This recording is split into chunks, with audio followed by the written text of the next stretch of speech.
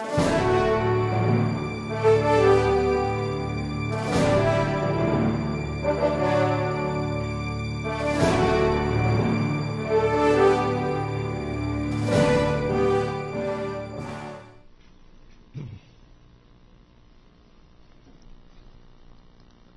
continuation of the impeachment trial of the Honorable Chief Justice of Renato C. Corona of the Supreme Court is hereby called to order. We shall be led in prayer by Senator Loren Legarda.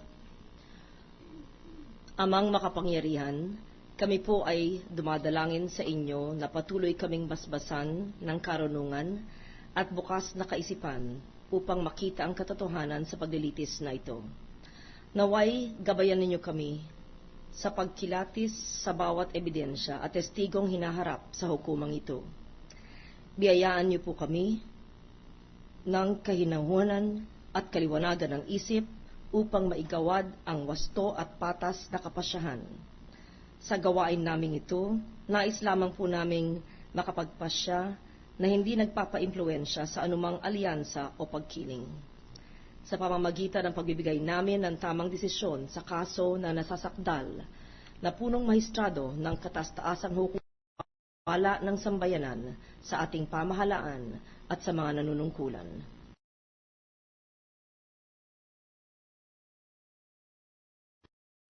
Amen. The Secretary will now please call the roll, Senators. Honorable Senators Angara, Arroyo, Cayetano Alan Peter Compañero, Cayetano Pia, Defensor Santiago, Drilon, Ejercito Estrada, Escudero, Gingona, Honasan, Lacson, Lapid, Legarda, Marcos, Osmeña, Pangilinan, Pimentel, Recto, Revillas, Soto, Trillanes, Villar, the Senate President.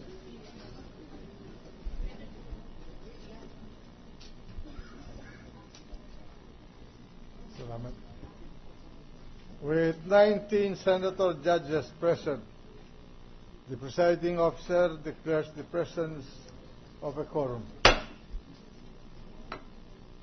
Mr. President. Majority Floor Leader. Mr. President, may I ask the Sergeant-at-Arms to make the proclamation? The Sergeant-at-Arms is... Mr. President, I move that we dispense with the reading of the February 6, 2012 Journal of the Senate sitting as an impeachment court and consider the same as approved. Is there any objection?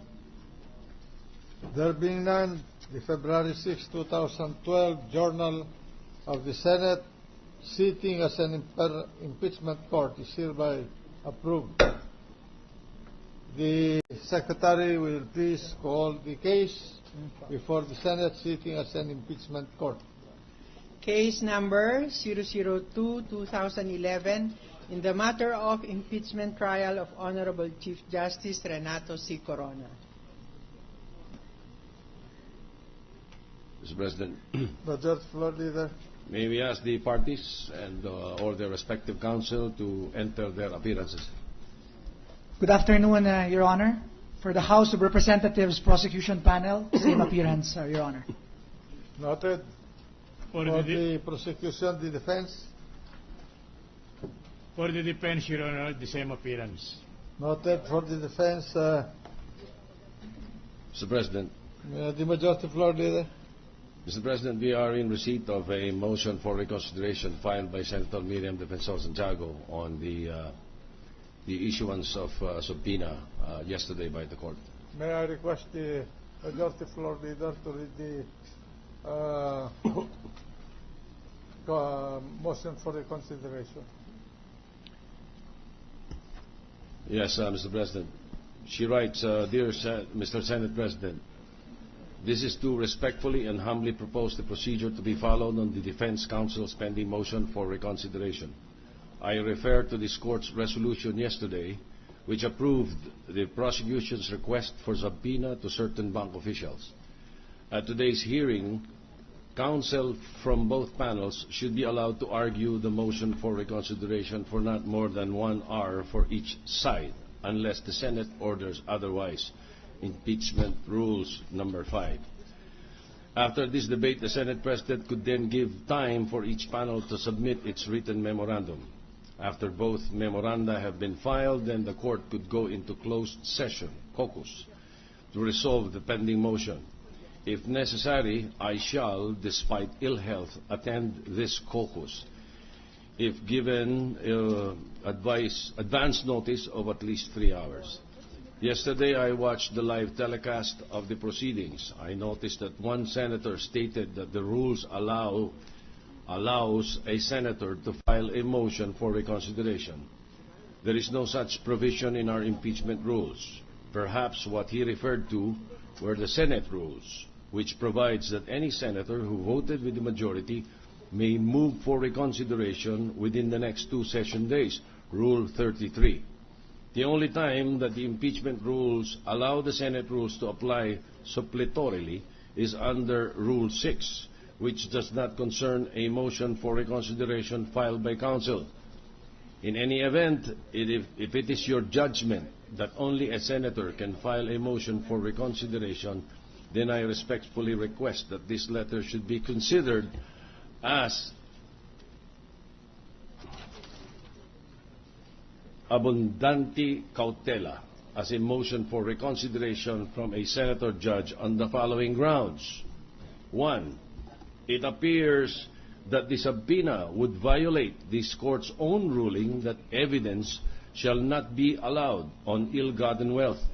Complaint Article 2, Paragraph 2.4, since 2.4 is the only paragraph that specifically mentions bank deposits. Any requests for subpoena concerning any bank deposits should be rejected. Number 2, it appears that the court's resolution allowing subpoena, even for foreign currency deposits, appears to be a direct violation of Republic Act 6426. The Supreme Court ruled in Intengan versus Court of Appeals GR number 12899620002 that this law is violated if a foreign currency deposit is examined, except only when the depositor gives written permission. This is the only exception, and it is not present in this case. Number 3, prosecution cited the 1997 case of Salvacion, 2000 case of China Banking Corporation, and 2006 case of Ejercito. It appears that all 3 cases are off tangent. I cite these grounds without prejudice to my final vote after the motion for reconsideration has been properly debated. Thank you. Sincerely yours, Miriam Defensor Santiago. I submit, Mr. President. There being a motion for reconsideration from a member of the Senate, and given the fact that this is a gray area, which is not covered by the rules of the Senate. The rules of the Senate deals with matters involving legislation, where only a senator who voted in favor of a measure may seek for a reconsideration. It's the position of the chair, subject to the final position of the House, to hear the position of the movant, Senator Miriam Defensor Santiago, in person, so that we will be informed accordingly and make a decision. The gentleman from Iloilo, from Cavite. May I inquire how the vote of the Honorable Santiago was recorded, Mr. President? She was absent. She was absent, therefore she did not cast a negative vote, or she didn't go with the majority vote. That's correct. I suggest, Mr. President, that we suspend and discuss this, because that would not be a valid reason, especially in the case of the majority leader. If the letter is addressed to us, the Senate President and the majority leader, then we might have to take up the cudgels, but we do not want to do that now. So may I move to suspend, Mr. President? No, I would like to say that the role that we play here is that each one of us is an individual judge. And the decision of the majority on a majority of 16 in this proceeding will render a conviction on the respondent. Nevertheless, each one of the members of the Senate is a judge, and I think that the proper thing to do without prejudging the case is for us to hear the views of a judge who is absent during the caucus, so that he will be given a fair chance to express his views before us. May we recognize Senator Drilon and then Senator Arroyo, Mr. The President. gentleman from Iloilo. Mr. President, a point of inquiry. When the Senate President ruled yesterday on the motion or petition for the issuance of the subpoena,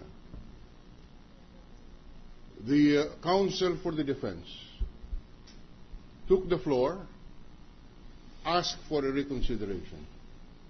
Senator Chis Escudero rightly stood up on a point of order, pointing out that under Rule 6 of the Rules of Impeachment, the ruling of the Senate President is a ruling on that will be carried out unless a member of the Senate shall ask for a formal vote to be taken thereon, in which case it shall be submitted to the Senate for decision after one contrary view is expressed. We would like to think, Mr. President, that precisely the point of Senator Escudero was that only a member of the Senate can ask, in effect, for a motion for reconsideration of the ruling of the chair. And yesterday, there was no such motion being filed. The ruling of the chair was not brought to the floor for voting. And that is why Senator Chis Escudero correctly raised a point of order. The question that we now raise is it not a fact, Mr. Senate President, that the ruling of the chair squarely falls under Rule 6, so that a member of the chamber can bring it to a vote on the floor? Anybody who wants to... Senator Arroyo was seeking the floor, Mr. President. The gentleman from Makati and Bicol.